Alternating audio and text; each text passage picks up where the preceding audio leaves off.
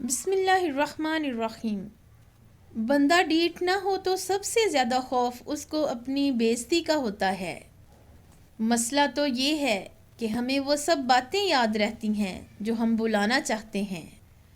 اگر انسان کو گناہ سے شرمندگی نہیں تو توبہ سے کیا شرمندگی؟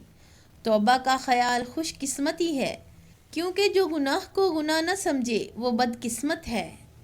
اے بندے، جب تک تو نقصان سے ترقی نہ کرے تب تک کمال کو کبھی حاصل نہیں کر سکتا۔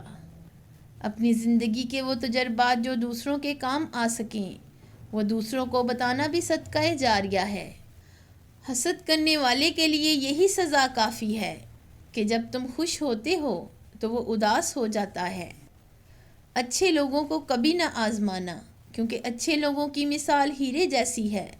جب ان کو تم ٹھوکر مارو گے وہ ٹوٹیں گے نہیں، لیکن پھسل کر آپ کی زندگی سے چلے جائیں گے۔ وقت اور دولت دو ایسی چیزیں ہیں جو انسان کے اختیار میں نہیں۔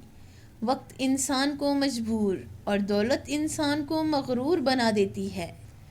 بات میں وزن پیدا کرنے کے لیے آواز کا اونچا ہونا ضروری نہیں، بلکہ بات کا سچا ہونا ضروری ہے۔